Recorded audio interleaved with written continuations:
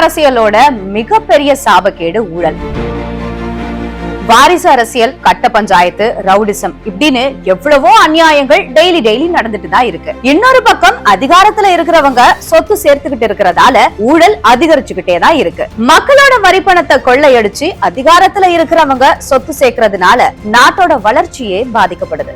அப்படி இந்த ஆட்சியில திமுக அமைச்சர்கள் செஞ்ச ஊழல்களால தமிழ்நாட்டோட பொருளாதாரம் மோசமான நிலைக்கு போயிட்டு இருக்கு. சும்மா ரீல்ஸ்ல எல்லாரும் சொல்ற மாதிரி பாட்டிலுக்கு 10 ரூபாயில இருந்து நெல் கொள்முதல் செய்யறது, டிரான்ஸ்பார்மர் கொள்முதல் செய்யறது, பத்திரப்பதிவு, கனிமவள கொள்ளை, பால்ல இருந்து கொழுப்பு திருடுனது, ரேஷன் பொருள் விநியோகம், பொங்கல் பரிசு தொகுப்பு வழங்குறதுன்னு எதுல எடுத்தாலும் ஊழல் நடந்துட்டு இருக்கு. ஒவ்வொரு ஊழலும் 500 கோடி 1000 கோடின்னு பிரம்மாண்ட ஊழலா தான் இருக்கு. அப்படி முதல்ல பார்க்க போற நபர் முன்னாள் அமைச்சர் செந்தில் பாலாஜி. பாட்டிலுக்கு 10 ரூபாய் வசூலிச்சு சுமார் 1000 கோடிக்கு மேல ஊழல் நடந்திருக்கிறதா அமலாக்கத்துறை விசாரிச்சுட்டு வருது. அது மட்டும் இல்லாம அவரு மின்சாரத்துறை அமைச்சரா இருந்தப்போ மின்மாற்றி கொள்முதல் செஞ்சதுல ஊழல்னு இவர் மேல ஊழல் குற்றச்சாட்டு அதிகமாவே இருக்கு. நீதிமன்றமே ஜெயிலுக்கு போறியா, அமைச்சர் பதவியை ராஜினாமா செய்யறியான்னு எச்சரிச்சதுக்கு அப்புறமா அமைச்சர் பதவியை ராஜினாமா செஞ்சு இப்போ மாஜி அமைச்சரா இருக்கிறாரு. நகராட்சித்துறை அமைச்சரா இருக்கிற KN நேருவோட துறையில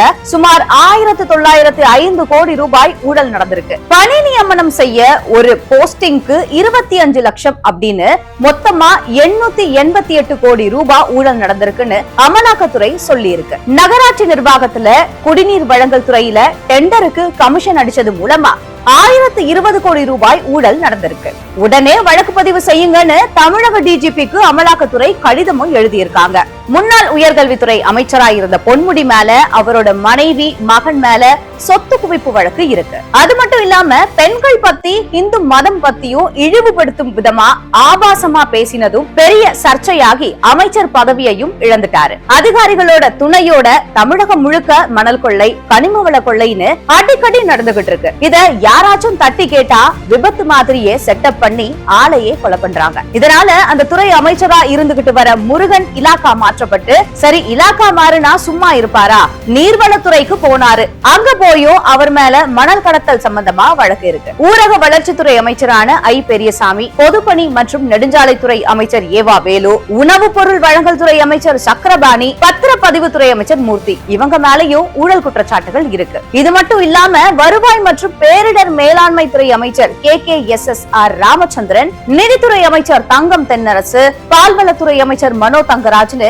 ஒவ்வொருத்தர் மேலயும் ஊழல் குற்றச்சாட்டுகள் இருக்கு. இப்படி ஊழல் பண்றவங்களை எல்லாம் பக்கத்துல வச்சுக்கிட்டு நல்லாட்சின்னு சொல்லிட்டு இருக்காங்க. இதுதான்டா அமைச்சரவைன்னு சொல்லிக்கிற மாதிரி இருக்கு இன்னைக்கு இருக்கிற அமைச்சரவை. ஒரு படத்துல வர காமெடி மாதிரி இதெல்லாம் அமைச்சரவை அப்படின்னு படிக்க வேண்டியது இருக்கு.